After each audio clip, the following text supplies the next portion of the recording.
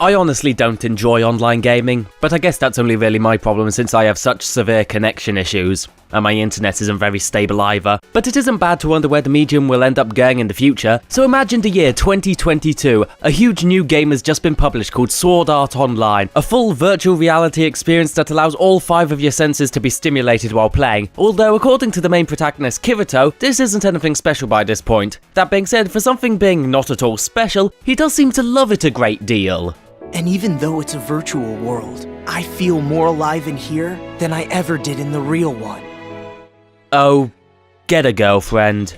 We also discovered that Sword Art Online, or SAO as they call it, has an unlimited amount of weapon skills. This claim is complete bullshit, however, since it's revealed in episode 9 that Kirito has the ability to dual-wield swords, and people react to this like the concept of holding something in each of your hands is witchcraft. Or in this case, abuse of the system. That's kind of the problem with this series. Some of the characters will be having an emotional conversation, but it gets spoiled by gamer lingo taking you out of the moment. It's not a game breaker, but just imagine if all my videos suddenly had a shit ton of background noises. It would get pretty annoying, wouldn't it? So after Kirito goes on about how much he loves SAO, we quickly discovered that the game doesn't have a logout feature. As it turns out, the game was designed this way so the game designer could play God with the people. No one can leave the game until it is beaten, and anyone who dies in the game or has their VR helmet removed will die in real life. Well, I assume that's if they don't die of lack of nutrients first. I mean, it is an MMO, it's not like it's going to be beaten anytime quick, and their natural body functions are shown to be happening during the game, so surely most of these people are going to die without near immediate access to a hospital. And given the general living conditions of most MMO players, it's going to be a long time before they find that body. Also, as one last FU from the Game Master, he transforms everyone into what they look like in the real world. Of course, everyone is surprised by this, because who would have thought people online use different aliases? To beat the game, all 10,000 players are challenged to pass all 100 floors and beating each boss on every floor. 2 months pass before anyone finds their way up to floor 2, showing just how unforgiving this game is. Well, that is until episode 3, where we've at least reached floor 28 in about 5 months, averaging a new floor every 5.5 days, and by episode 4 we've already reached level 50, so let's just say that the struggle faced by the characters that was hyped up in episode 2, like an erection in a cold swimming pool, gets belittled very quickly. The most important reoccurring character among the series is a girl called Arsena. Gee, a female in an environment surrounded by men? I wonder what her relevance to the plot is. To make the situation even more awkward between her and the others, she has never played an MMO before. This is partly because an outside eye allows for exposition to flow more naturally, but mostly it's because the writers needed a good allegory for Virgin. The relationship between Asuna and Kirito isn't an immediate one. After fighting the game's first boss, who, by the way, wears a penis cozy, Kirito goes lone wolf, leaving Asuna behind. But not before Kirito tries way too hard to be badass.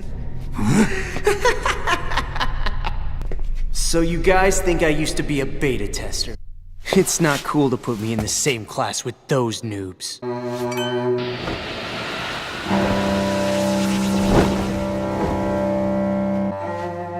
I know a bunch of other things too. More than you can imagine. Damn, you might want to commit seppuku after that, because those words cut deep! It's revealed in this sequence that Kirito has played the beta of Sword Art Online and has been quote-unquote cheating at the game, and with the average intelligence of most online gamers, they fused the 2 trigger words together to brand Kirito as a beta. This is partly because Kirito can show off how badass he is by deflecting insults, but mostly it's because the writers needed a good allegory for wanker. The next few episodes of Kirito wandering around the world and running into more, coincidentally, female characters, and yeah, you know what their personality is. Shy, awkward, pandering to a demographic, but one girl in particular seems very naive of the world. This is kind of weird, isn't it? This wouldn't happen in real life. You know, going to strange places, meeting a total stranger, and then sleeping next to them. Clearly, this little sweetheart has never been to a nightclub.